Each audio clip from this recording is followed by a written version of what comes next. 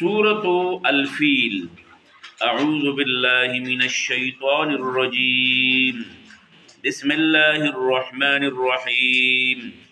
ألم تر كيف فعل ربك بأصحاب الفيل ألم يجعل كيدهم في تضليل وأرسل عليهم طيرا أبابيل ترميهم بحجارة من سجيل وجعلهم كعصف مأكول. صدق الله العظیم. دا آخری لس سورتونه چې په دې کې اولنې سورت الفیل دا لس سورتونه تقریبا هر مسلمان ته یادي او چې کوم مسلمان ته نه یاد نو دا غټ بد نصیب وي، دا د ډېر لوی خیر نه صحیح محرومي دی.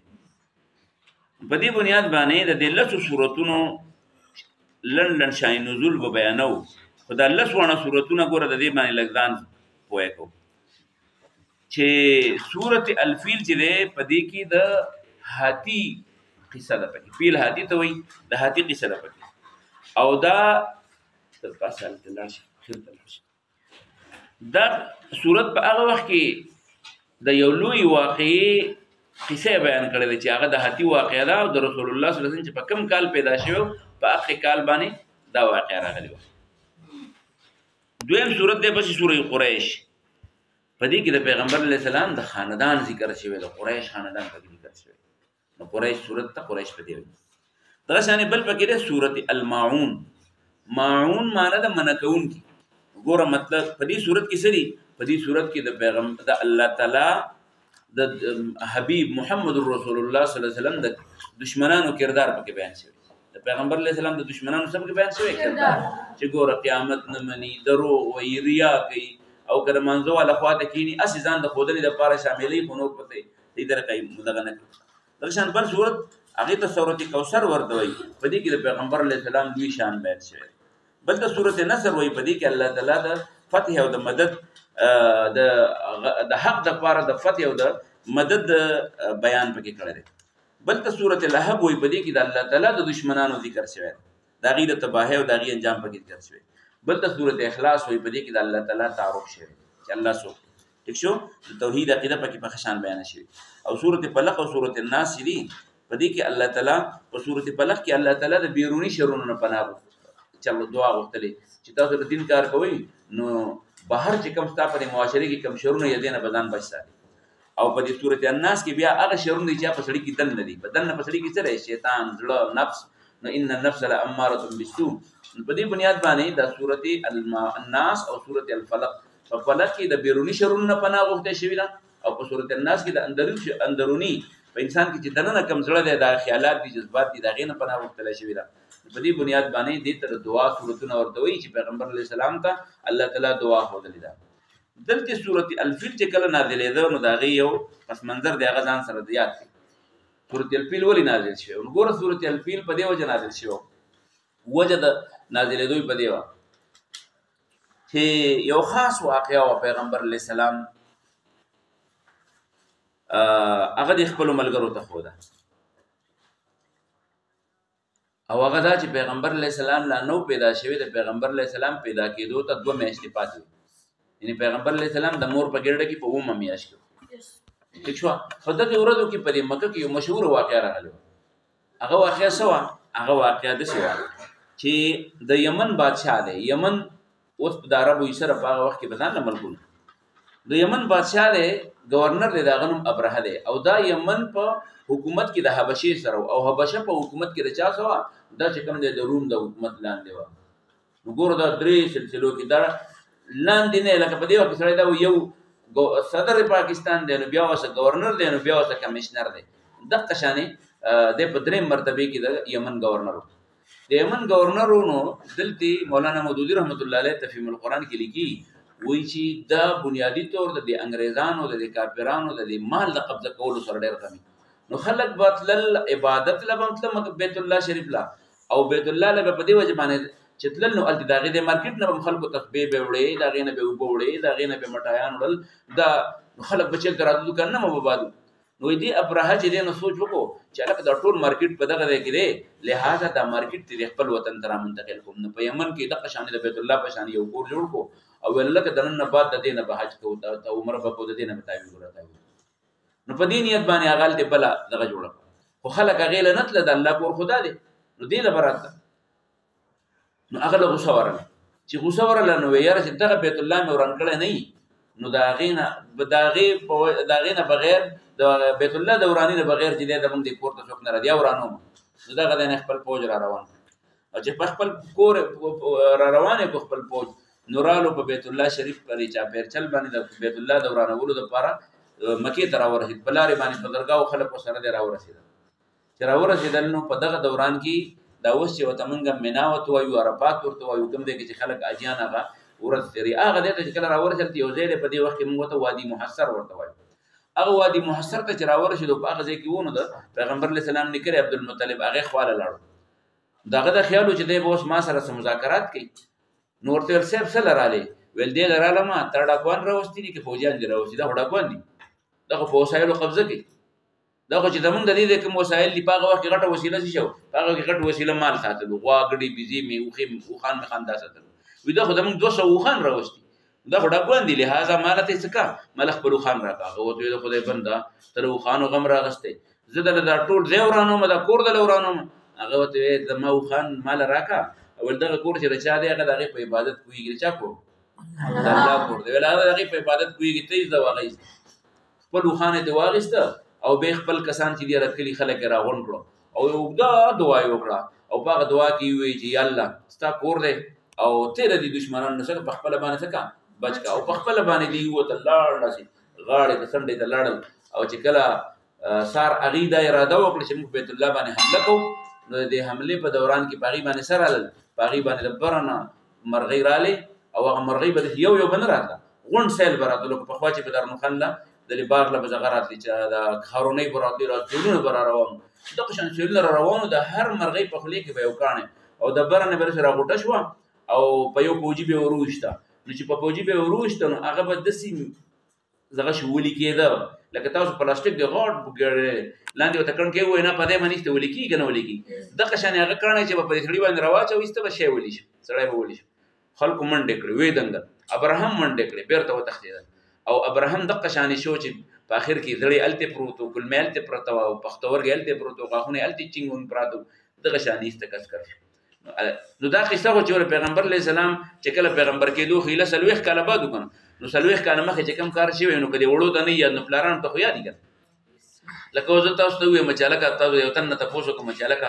ستا د نیکه نوم ووایم نو کېدای شي تا ته نه یاد خو ستا پلار ته خو یاد دی که نه ځکه چې ستا پلار خو د هغه سره وخت تېر شوی دی نو په دې بنیاد باندې پیغمبر علیه السلام چې کله د نبوت او د پیغمبرۍ کار شروع کړو خلکو یې مخالفت شروع کړو نو الله تعالی ورته دا قصه راویا نازله کړه دا قصه را نازله کړه چې تاسو ته پته نشته اصحاب الفیل چې کوم حاجیانو والا راغلي وو په څه پسې راغلي وو د الله په کور پسې ورانولو پسې راغلي وو نو الله ورسره څه وکړه بوس یې کړه که نه دغه شانې که تاسو د الله د دین مقابله کوئ د الله د رالیږلي د نماینده محمد رسول الله صلی الله علیه وسلم مقابله کوئ د الله د کور خاطر په ځای باندې د الله د کور د ورانونې پسې لګېدلې نو الله به تاسو هم دغه شانې کې پیغمبر به بچ شي او تاسو به چې کوم دی د الله تعالی په ګرد کې راشئ نو دا واقعه په دې الفاظو کې بیان شوې ده نو راځئ چې د دې الفاظ لکو اعوذ بسم الله اعوذ د پناه غواړم بالله د الله سره من الشیطان د شیطان الرجیم چې هغه مردود دی رټلی شوی دی بسم الله شروع کوم په نوم د الله الرحمن چې ډېر زیات مهربانه دی الرحیم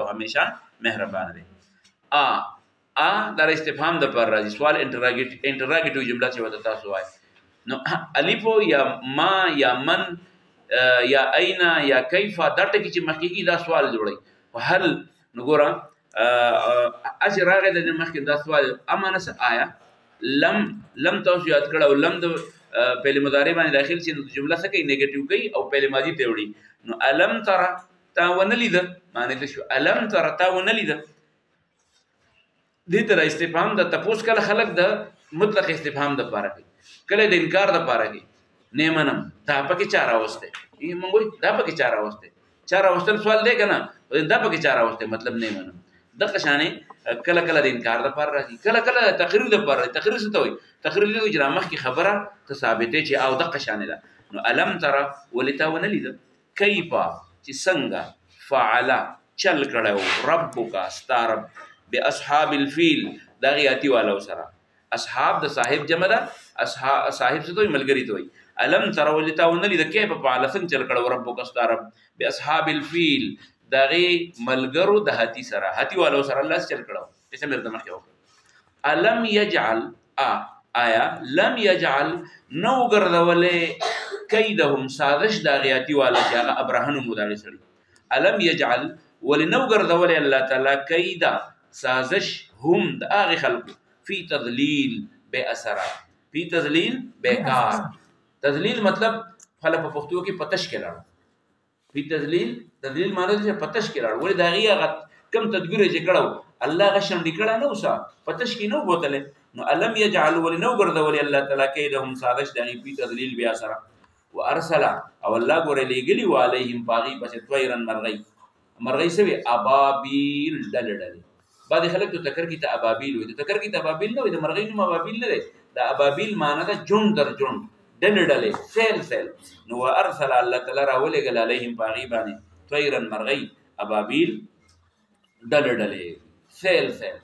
ګور دلته دا مکه والے پس باندې ابراهیم په سوچتو په مرغو او نمرود لوی غټ باچا تر شوی د ابراهیم علیه السلام په دور کې هغه په سپمو کې ماشه وروسته. نو چې الله څوک تواقی کنه نو الله ته د غټو توپونو ضرورت نشته. ها دا یو شاعر دی هغه وی چې علامه اقبال وی الله کو پامردی مومن په بروسا ابلیس کو یورپ کے مشینوں کا سہارا. نو در مشینانو تر الله ضرورت نشته. د الله سره چې کوم مخلوقات دی ګوره یو لوی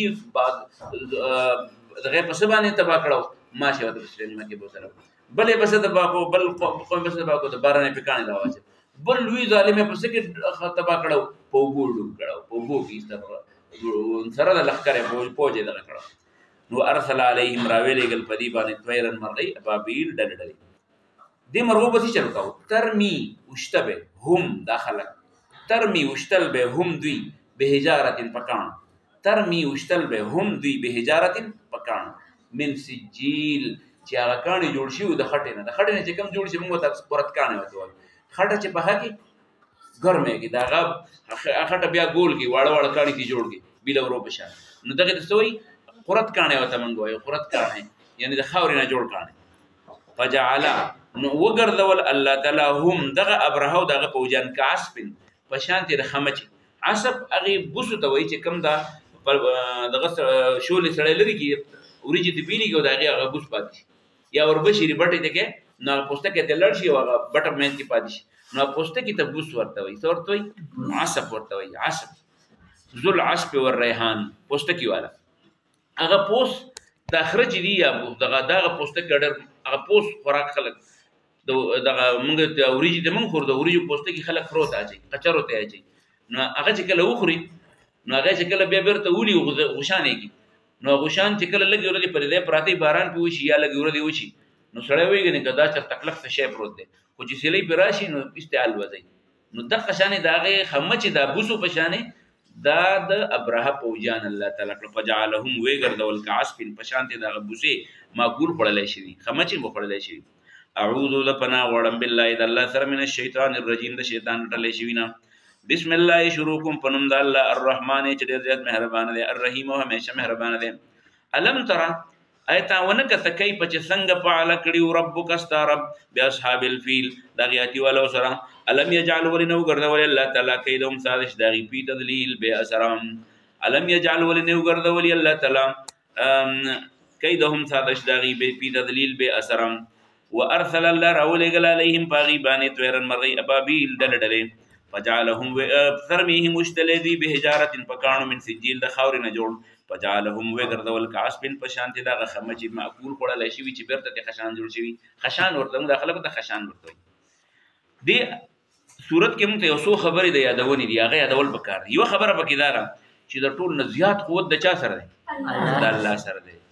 نو چې قوت د الله سره دی نو د ټولو نه محفوظ کور کم یو دی د الله کور دی کنه د الله کور ته څوک نقصان نشي رسولای. دا که څوک غواړي چې زه اسلام مٹاؤ کما اسلام کی فطرت میں قدرت نے لچک دی ہے اتنا ہی ابھرے گا جتنا کہ دبا دیں گے. اسلام له جسونه زور ورکې امر مسلمانان تکړه کی. لہذا الله تعالی د خپل کور او د خپل دین په خپل حفاظت قرآن کې الله تعالی وی انا نحن نزلنا الذکر وانا له لحافظون. دغه شانې د الله د دین خلاف چې کوم خلک سازشونه کوي نو هغې ګورئ د الله د ګرب نه او د الله د عذاب نه بیا ځانه نشي بچ کولی. درېیمه خبره دا ده چې الله تعالی د خپل دین دشمنان چرته هم نه کامیابي. ټیک د ظاهري سره ټیم کې به ورته چرته جهاز به جوړ کړي ټینک به جوړ کړي خو مستقل زغه چې د کامیابی الله تعالی چرته د خپل دین دشمنان کامیابی نه. دغه شانې بل څلورمه خبره دا ده چې په ښکاره باندې کم خلک ته کمزوری مخلوق ګڼي لکه ما درته ووې ماشه او چا ځان ته زور وایو نمرود. دغه شان موسی علیه السلام د یو قسم د هغې په نسبت باندې غلام خاندان او فرعون څو د ټول نه زورور چې د ټولې دنیا الله تعالی د هغې تعریف کوي وایي د ده دا حکومت چې دا موږ میخونه پرې ټکوالو میخونه دونه مضبوط دغه دا حکومت و لکه زمونږ د وزیر اعظمان چې کله وزیر اعظمان شي وایي مجھے بھاری مینډیټ ملا ہے ما ته غټ مینډیټ ملاو شو. نو په دغه بنیاد باندې کم خلک چې د خپل طاقت په غرور کې دي او نورو خلکو ته کمزوري وایي دا مه کوئ. دا کمزوری څیز به د غرور په خاورو کې ملاو کړي په څه کې به ملاو کړي په خاورو کې. نمرود تماشې اور ننوتو فرعون ډوب شو بل څوک دی هاتي والا څه شو بوستی جوړ شو. نو چېرته به په خپل طاقت نه نازېږي ستاسو بس طاقت اصل کې د الله تعالی دی. په داسې ذلیل نه ذلیل څیز باندې به دی په عذاب ګرفتار کړي چې ستا په ګمان کې هم نه راځي چې دا شی به ماته څه. او آخري خبره دا ده چې مسلمانانو له پکار دي چې د دشمن د زور نه ونه یریږي د دشمن د زور نه ونه یریږي ځکه چې د ټولو نه زیاته بروسه مسلمان له بچا کول پکار دي په الله باندې کول پکار دي ځکه چې په حقیقت کې مستقلا مدد کوونکی څوک دی الله دی. لہذا مدد برچا نه غواړو د الله نه ایاک نعبدون اخو په څه ډګر ایاک نستعين او دا موږ په هر رکعت کې وایو چې الله تعالی ستانه به مدد غواړو ستا عبادت وکړو. په دې بنیاد باندې دا د سورۃ الفیل هغه بنیادی تعلیماتو چې هغه موږ په دې وخت کې ذکر کړه. الله تعالی دې موږ له زده کړې بیا د هغې د باندې د عمل کول او نورو خلکو ته ښودنې او د رسونې توفیق راکړي. واخر دعوانا الحمد لله رب العالمین. ربنا تقبل منا انك انت السميع العليم وتب علينا انك انت التواب الرحيم.